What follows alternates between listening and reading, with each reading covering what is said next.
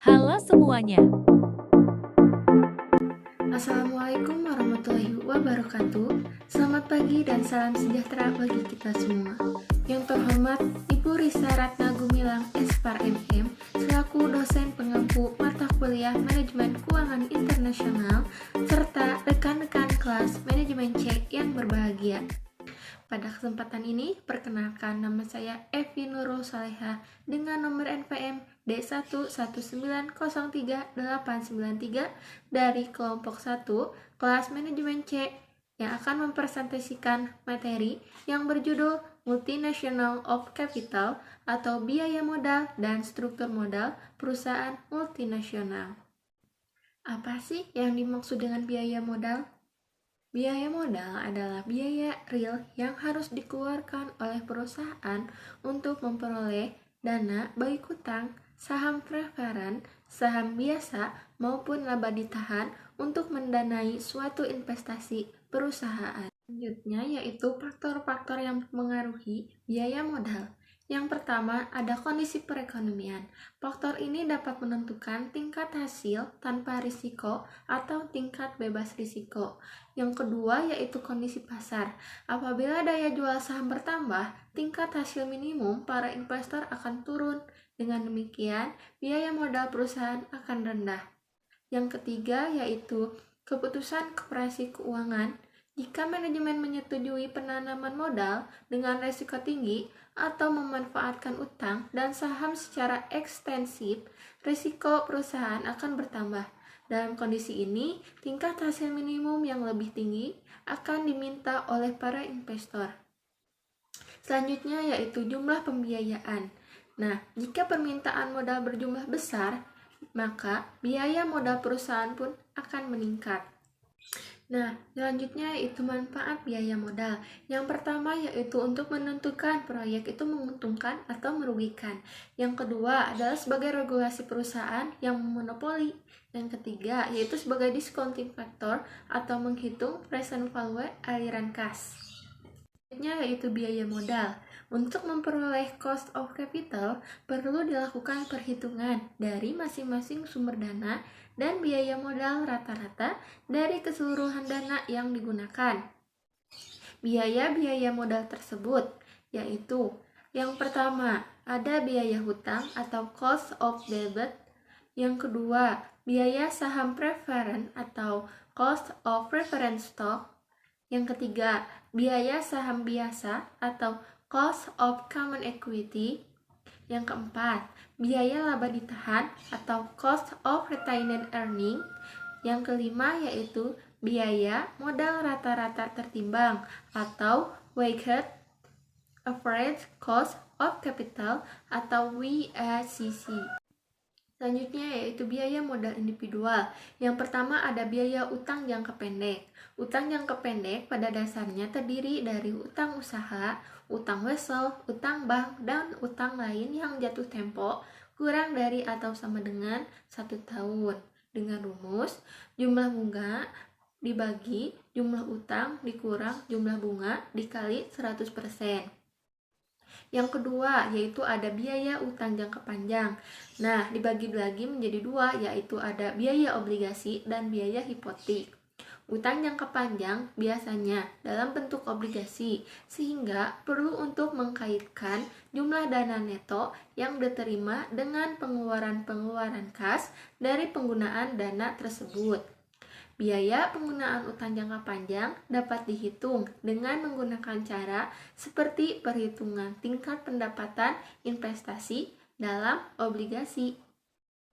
Nah, yang pertama yaitu biaya obligasi. Obligasi merupakan surat hutang yang diterbitkan perusahaan dengan nilai nominal tertentu, angka waktu tertentu, dan pemberian bunga atau kupon pada tingkat tertentu. Nah, yang kedua yaitu biaya hipotek. Hutang jangka panjang dengan jaminan benda tidak bergerak. Persetujuan hipotek dibuat dengan akta notaris serta ada perjanjian secara tertulis biaya yang berkaitan dengan hipotek. Selanjutnya ada pendekatan CAPM, yaitu pendekatan modal penetapan harga aktiva modal atau Capital Asset Pricing Model atau CAPM, digunakan untuk menganalisis hubungan antara risiko dan tingkat pengembalian, di mana yang pertama KS adalah tingkat pengembalian yang diperlukan atau biaya modal laba ditahan. Selanjutnya KRF atau suku bunga bebas risiko atau suku bunga SBI. Yang selanjutnya ada KM, tingkat pengembalian pasar atau tingkat pengembalian rata-rata saham.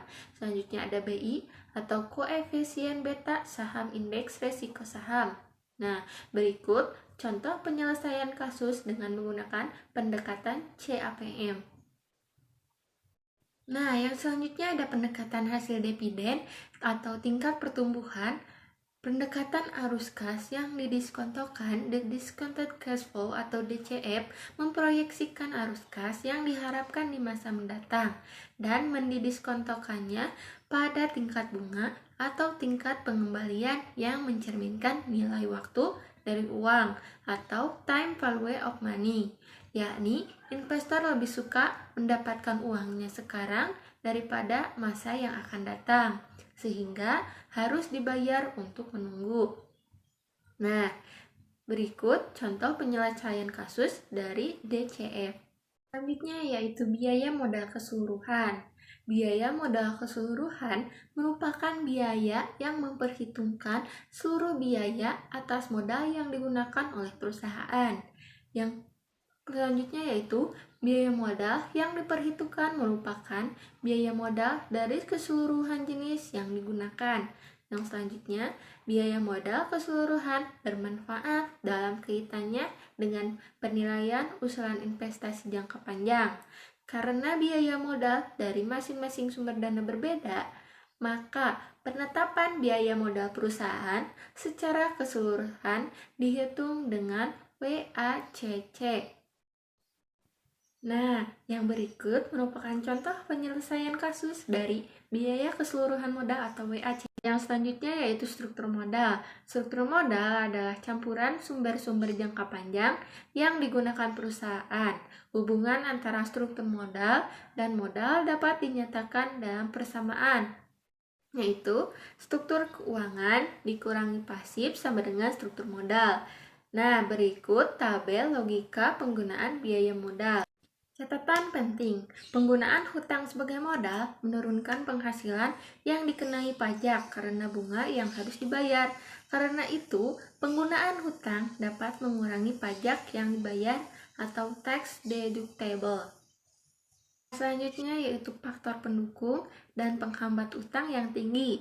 Yang faktor pendukung yang pertama yaitu ketersediaan modal, pengurangan risiko melalui diversifikasi, yang ketiga ukuran, yang keempat asimetris pajak.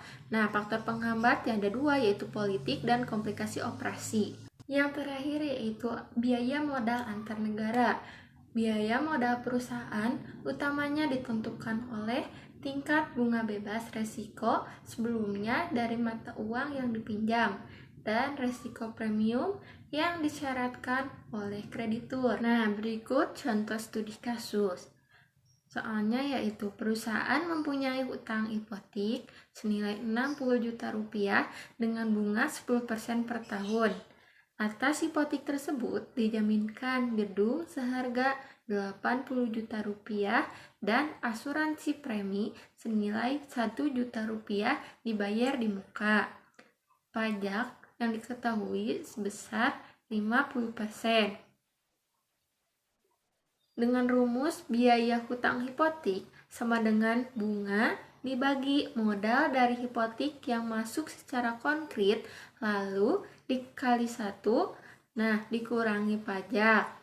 Sekarang tinggal dimasukkan saja ke dalam rumus apa saja yang diketahui sehingga hasilnya diperoleh 5,084%.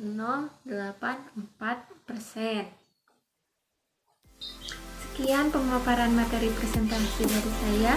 Mohon maaf bila ada kesalahan dalam tutur kata yang kurang berkenan. Terima kasih. Wassalamualaikum warahmatullahi wabarakatuh.